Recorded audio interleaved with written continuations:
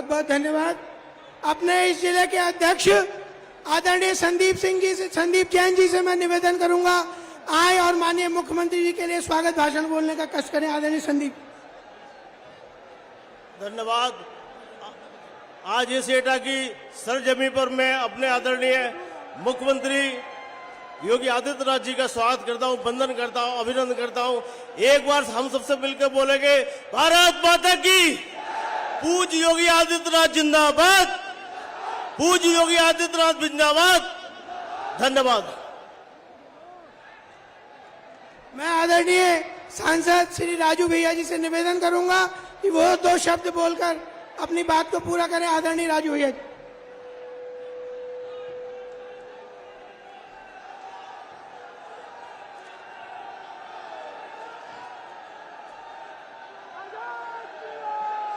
बोले भारत माता की।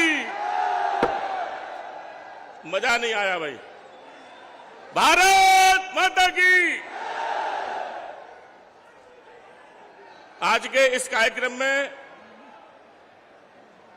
हमारे प्रदेश के माननीय मुख्यमंत्री जी, सम्मानित मंच, हमारे विधायकगण और यहां खड़े बैठे सभी मेरे बुजुर्गों, नौजवान साथियों, आप सभी के चरणों में अपना शीश झुकाकर आप सभी का स्वागत करता हूं। मित्रों, ये रैली नहीं है, ये आपने रैला कर दिया। ये रैली नहीं है, रैला है। माननीय मुख्यमंत्री जी के विचार सुनने के लिए हम इतनी बड़ी संख्या में आए हैं। आपको मैं अपनी तरफ से बहुत बहुत धन्यवाद देता हूं। मित्रों, 5 साल में, 10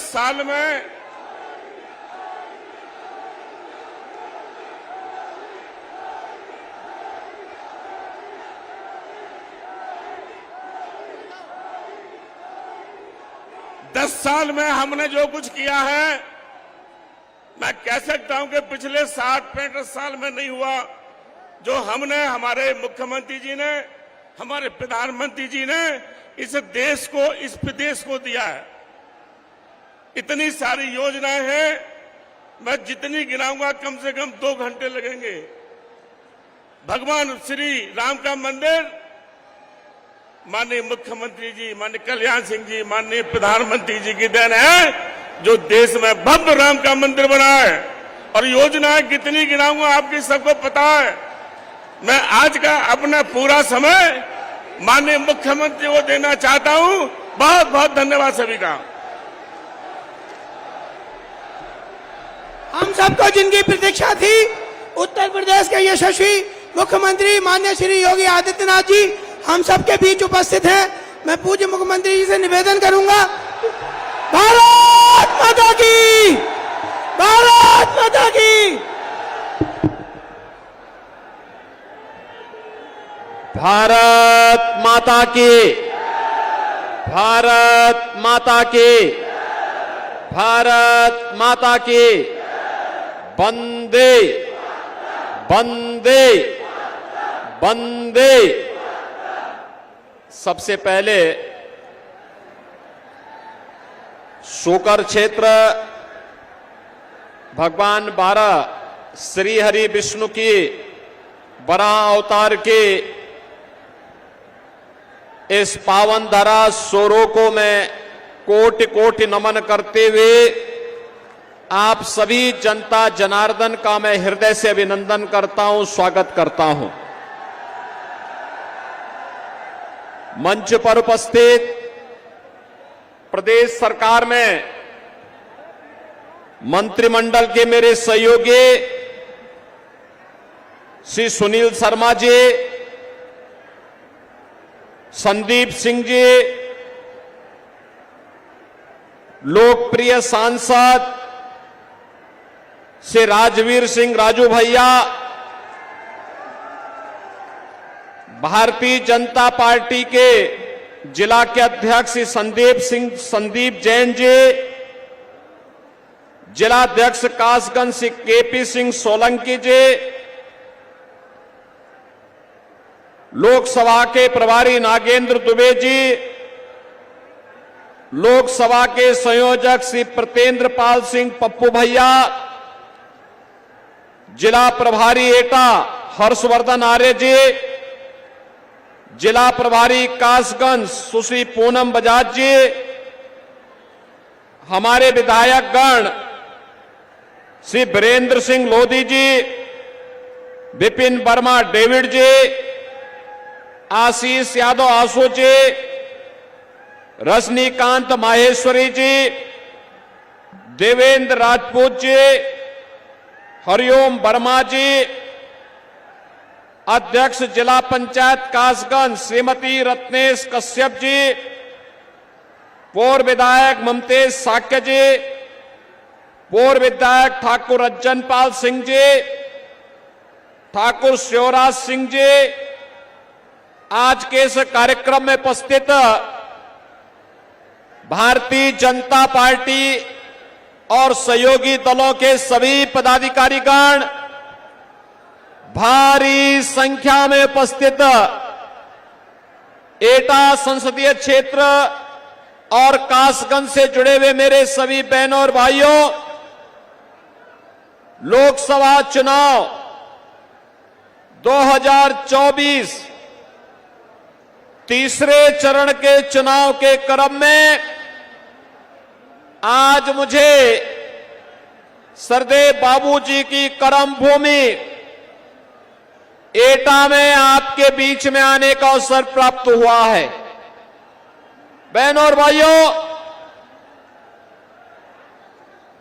सतयुग में श्री हरि विष्णु के अवतार के रूप में बरा भगवान ने हिरण्याक्ष का यहीं पर वध करके इस धराधाम पर धर्म और न्याय की स्थापना करने का काम किया था। और यही कारण है कि भारतीय जनता पार्टी की सरकारों ने सोरो क्षेत्र को उसका पुरातन स्वरूप देने के लिए राजू भैया के प्रस्ताव पर जो कार्य प्रारंभ किया है, आने वाले समय में सोरो क्षेत्र भी एक महातीर्थ के रूप में विकसित होकर के यहां की जनभावनाओं का सम्मान करेगा। बहनों और भाइयों, यह कार्य केवल भारतीय जनता पार्टी ही कर सकती है। आप सब इस बात को जानते हैं।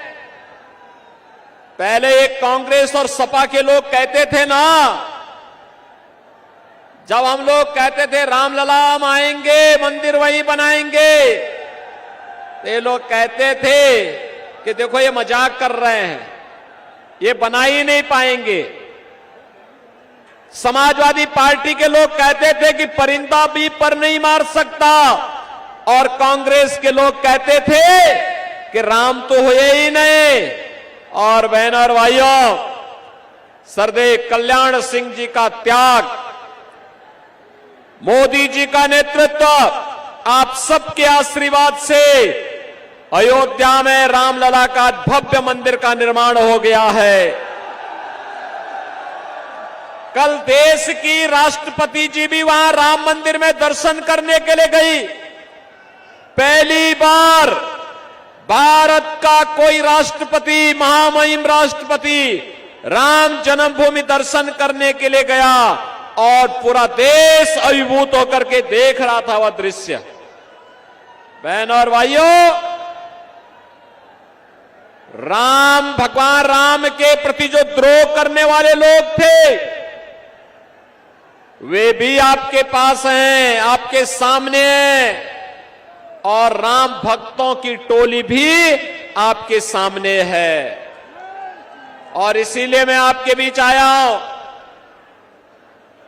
कि जिन लोगों ने सरदेव कल्याण सिंह जी का अपमान किया, याद करिए,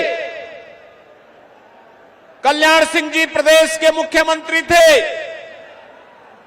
कल्याण सिंह जी की पूर्व गवर्नर भी थे। जनप्रतिनिधि रहे, कई बार विधायक और सांसद भी थे, लेकिन जब उनकी दुखद मृत्यु हुई तो समाजवादी पार्टी ने संवेदना के 2 शब्द भी नहीं व्यक्त किए। बहनों और भाइयों, हमारे नेता को अपमानित करने वाली समाजवादी पार्टी, राम को नकारने वाली समाजवादी पार्टी, आपकी आस्था के साथ खिलवाड़ करने वाली सपा और कांग्रेस क्या आपका वोट पाने का अधिकारी है? क्या आपका वोट पाएगी? क्या अगर इनके कारनामों का मैं किस्से सुनाना प्रारंभ कर दूंगा तो बहनों और भाइयों बड़ा लंबा समय लगेगा। मैं आज आपके बीच में केवल कुछ मुद्दों पे चर्चा करने के लिए आया हूं। मैं अभी यहां पर आया था और मुझे यहां पे बताया गया कि अहल्या समाज को प्रमाण पत्र दिलाने के बारे में। बहनों और भाइयों, अहल्या समाज आजादी के 2-3 वर्षों तक, 4-5 वर्षों तक उन्हें आरक्षण का लाभ मिल रहा था। कांग्रेस की शरारत के नाते उनको उनकी मूल जाति से आरक्षण की सुविधा से वंचित करने का पाप कांग्रेस ने किया है, कांग्रेस ने। और याद करिए, अहल्या समाज को मैंने स्वयं लखनऊ बुलाया था और उनके बारे में मैंने स्वयं भारत सरकार को प्रस्ताव भेजा है कि इनको भी अनुसूचित जाति की सुविधा का लाभ मिलना चाहिए। बहनों और भाइयों, यही नहीं, बघेल पाल समाज और धनगढ़, बघेल एसपी सिंह बघेल भारतीय जनता पार्टी के सांसद हैं। अजीत पाल भारतीय जनता पार्टी के विधायक और प्रदेश सरकार में मेरे सहयोगी मंत्री हैं। भारतीय जनता पार्टी अकेली पार्टी है। याद करिए, समाजवादी पार्टी के समय में जब राजू पाल की हत्या हुई थी और जब एक माफिया ने उमेश पाल की हत्या की थी, तो बहनों और भाइयों, माफिया कैसे मिट्टी में मिल गया है यह सबको पता है। और मैं आपसे यही कहने के लिए आया हूं, बहनों और भाइयों, मैं आपसे यही कहने के लिए आया हूं, भारतीय जनता पार्टी आपके हितों के लिए पूरी संवेदनशील तरीके से कार्य कर रही है, पूरी मजबूती के साथ काम कर रही है। ये चुनाव में हमें व्यक्ति नहीं देखना है, जाति नहीं देखनी है, मत और मजहब नहीं देखना है। चुनाव में हमें केवल मोदी जी को देखना है। पूरे देश के अंदर एक ही आवाज है। कल मैं महाराष्ट्र में था, परसों में वेस्ट बंगाल में था। मुझे अब तक 8 राज्यों में जाने का अवसर प्राप्त हुआ और बहनों और भाइयों, 8 राज्यों में जो माहौल है वह माहौल है, हर जनता एक ही स्वर से बोल रही है कि फिर एक बार पूरा पंडाल एक साथ बोले, जिससे दिल्ली तक आपका स्वर गूंजे। फिर एक बार बहनों और भाइयों, जो मोदी सरकार का स्वर गूंज रहा है ना पूरे देश के अंदर, ये वैसे ही नहीं है। मोदी जी के नेतृत्व में 10 वर्ष में देश की कायाकल्प करने का जो कार्य हुआ है, आज उसके प्रति मोदी जी को कृतज्ञता ज्ञापित करते हुए आशीर्वाद जनता जनार्दन का प्राप्त हो रहा है। और उसी के लिए मैं आपका आह्वान करने के लिए आया हूं। याद करिए, ये कांग्रेस सपा की सरकार जब केंद्र में थी, बहुजन समाज पार्टी उनको सपोर्ट कर रही थी, तब क्या हाल थे? आतंकी घटनाएं कहीं भी हो जाती थी, विस्फोट कहीं भी हो जाते थे। अयोध्या में राम जन्मभूमि पर हमला हुआ, काशी में संकट मोचन मंदिर पर हमला हुआ, लखनऊ में हमले हुए, सीआरपीएफ के कैंप रामपुर में हमला हुआ। लेकिन बहनों और भाइयों, याद करिए, भारतीय जनता पार्टी के 10 वर्ष के कार्यकाल में दुनिया में भारत का सम्मान बढ़ा, देश की सीमाएं सुरक्षित हुई, आतंकवाद और नक्सलवाद नियंत्रित हुआ। अब तो कहीं पे जोर से पटाखा फट जाए तो पाकिस्तान सफाई देता कि मेरा हाथ नहीं है। बहनों और भाइयों, ये होती है देश की धमक, और ये मोदी जी के नेतृत्व में हो पाया। और मैं इसीलिए आज आपसे कहने के लिए आया हूं, विकास के कार्य हो रहे हैं, highway, railway, metro, 1 district 1 medical college, एटा में भी मेडिकल कॉलेज बना, कासगंज में भी मेडिकल कॉलेज बनाने की कार्रवाई प्रचलित है। और बहनों और भाइयों, मैं आपसे ये भी कहने के लिए आया हूं कि देश के अंदर विकास के जो कार्य हुए, आत्मनिर्भर और विकसित भारत को आगे बढ़ाने के कार्यक्रम के तहत हर चेहरे पर खुशहाली लाने के लिए मोदी जी के नेतृत्व में हुआ है। बहनों और भाइयों, गरीब कल्याणकारी योजनाओं का कार्य किस हद तक हुआ? 80 करोड़ गरीब राशन की सुविधा का लाभ प्राप्त कर रहे हैं। 60 करोड़ लोगों को आयुष्मान भारत की 5 लाख रुपए की सुविधा प्राप्त हो रही है। 50 करोड़ लोगों को जनधन अकाउंट खोल करके कांग्रेस और सपा बसपा के लूट से मुक्ति दिलाने का काम किया गया है। और यही नहीं, 12 करोड़ किसानों को किसान सम्मान निधि, 12 करोड़ घरों में शौचालय का निर्माण, 10 करोड़ गरीबों के घर में उज्ज्वला योजना का रसोई गैस का सिलेंडर पहुंचना। और हमने तो उत्तर प्रदेश में यह भी किया है कि हर उस उज्ज्वला योजना का कनेक्शन धारी को होली और दीपावली में फ्री में रसोई गैस के सिलेंडर भी उपलब्ध करवाने का काम करेंगे। हम तो उपलब्ध करवा रहे हैं। 4 करोड़ गरीबों के घर में मकान बन गए। बहनों और भाइयों, इतना काम मोदी जी के नेतृत्व में। और मोदी जी ने कहा है अगले 5 वर्ष में 3 करोड़ अन्य लोगों को मकान देंगे। राशन की सुविधा 5 वर्ष तक लगातार जारी रहेगी। आयुष्मान भारत की सुविधा भी जारी रहेगी। मैं तो आपसे कहने के लिए आया हूं, बहनों और भाइयों, कांग्रेस और सपा के गठबंधन से सावधान हो जाइए। कांग्रेस और सपा का गठबंधन 2 काम करने के लिए आया है। एक, उसने अपने मैनिफेस्टो में क्या कहा है?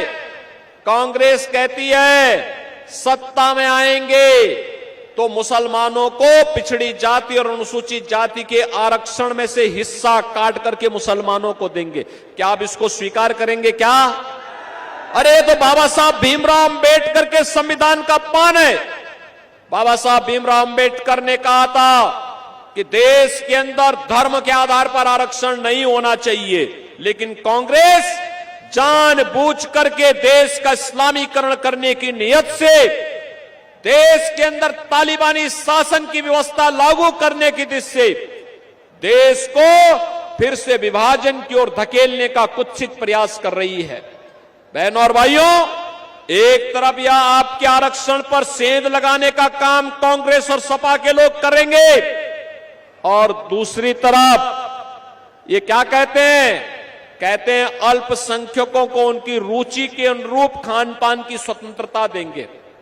बहनों और भाइयों, मैं पूछना चाहता हूं, ऐसा कौन सा भोजन है अल्पसंख्यकों का जो बहुसंख्यकों से इतर हो, और जो बहुसंख्यक समाज जिसको पसंद नहीं करता है, वह तो एक ही भोजन है, और वह है मुसलमान गौमांस खाता है, हिंदू गौमांस से विरोध करता है, परहेज करता है, कहता है हम नहीं खाएंगे। उत्तर प्रदेश के अंदर गौ हत्या पे प्रतिबंध है। क्या आप कांग्रेस और सपा की साजिश में आएंगे क्या? क्या गौ हत्या करने देंगे क्या? क्या गौ कसी करने देंगे क्या? इसका मतलब यह है कि कांग्रेस और सपा को दिया जाने वाला कोई भी वोट महापाप का कारण बनेगा, और हम पाप नहीं होने देंगे। यह हम सबका संकल्प होना चाहिए। और इसीलिए मैं आया हूं आपसे कहने के लिए, बहनों और भाइयों, मैं आपसे इसीलिए कहने के लिए आया हूं कि सरदेव बाबूजी कल्याण सिंह जी ने पूरा जीवन प्रदेश के विकास के लिए अयोध्या में श्री राम जन्मभूमि के लिए उन्होंने अपनी कुर्सी तक को ठुकराने का काम कर दिया था। और बहनों और भाइयों, आज जब सरदेव कल्याण सिंह जी का सपना साकार हुआ है, अयोध्या में राम मंदिर का निर्माण हुआ है, तो एटा, कासगंज और अलीगढ़ के लोगों के चेहरे पर तो खुशहाली होनी चाहिए। खुशहाली है ना? है कि नहीं है खुशहाली? मुझे एक बात बताओ, क्या ये राम मंदिर का निर्माण एक कांग्रेस, सपा, बसपा के लोग करा पाते क्या? क्या ये लोग करा पाते? क्या ये फ्री में राशन ये लोग दे पाते? और जो ये सुरक्षा, देखो एक तरफ राम मंदिर बन गया और दूसरी तरफ बड़े बड़े माफियाओं का राम नाम सत्य है की यात्रा भी निकल गई है। क्या ये लोग, इस सपा और बसपा और कांग्रेस के लोग कर पाते क्या? बहनों और भाइयों, मैं यही कहने के लिए आया हूं, जब आपको सपा, बसपा, कांग्रेस न सुरक्षा दे सकती है, न सम्मान दे सकती है, न ही आपकी समृद्धि में सहायक हो सकती है, और न शोरों का विकास करा सकती है, न यहां के हस्तशिल्पियों को सम्मान दिला सकती है, न नौजवानों को आजीविका दे सकती है, और न ही आपकी आस्था का सम्मान ही कर सकती है, तो इस समस्या को हमें पालना ही क्यों है? इसको कतई वोट मत दीजिए। मेरी आपसे अपील होगी, राजू भैया को भारतीय जनता पार्टी और एनडीए ने अपना प्रत्याशी बनाया है, अपना दल भी है, निषाद पार्टी भी है, निषाद पार्टी सपोर्ट कर रही है, अपना दल सपोर्ट कर रही है, राजभर पार्टी समर्थन कर रही है और राष्ट्रीय लोक दल भी समर्थन कर रही है। और इसीलिए मेरी आपसे अपील होगी कि सरदेव बाबूजी के प्रति श्रद्धांजलि व्यक्त करते हुए आत्मनिर्भर भारत के लिए, विकसित भारत के लिए मोदी जी को फिर से देश की सत्ता सौंपने के लिए श्री राजवीर सिंह राजू भैया को हम यहां पे फिर से सांसद बना करके भेजेंगे। सहमत हैं? सहमत हैं? पूरा एटा और कासगंज के लोग इस आवाज को घर घर तक पहुंचाएंगे। बहनों और भाइयों, 7 मई को चुनाव है, आज 2 मई हो गई, 3 दिन और प्रचार होगा। और मेरी आपसे अपील होगी, चुनाव के दौरान प्रत्याशी घर घर नहीं जा सकता। आप क्या घर घर जाएंगे राजू भैया बन करके? जाएंगे? मोदी जी का और योगी जी का प्रतिनिधि बनकर के जाएंगे? और बहनों और भाइयों, घर घर जाकर के लोगों से कहना, विकास, सुरक्षा की जिम्मेदारी बीजेपी सरकार की, और वोट कमल छाप पर देंगे तो समृद्धि भी आएगी और सुरक्षा भी और पुख्ता होगी। बोलेंगे? बोलेंगे? 7 मई को पहला मतदान, फिर जलपान के संकल्प के साथ आगे बढ़ेंगे, अधिक से अधिक मतदान करवाएंगे, भाजपा को जिताएंगे। तो मेरे साथ बोलेंगे, भारत माता की। जहां तक आवाज जा रही है दोनों हाथ उठा करके बोलेंगे, भारत माता की, भारत माता की, भारत माता की। वंदे वंदे वंदे। जय श्री राम, जय जय श्री राम।